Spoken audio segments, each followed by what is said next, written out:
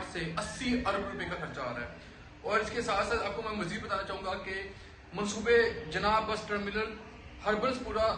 यानी कि ये जो जनाब बस का टर्मिनल है वहाँ से ये हर्बल्सपुरा तक इसकी जो है वो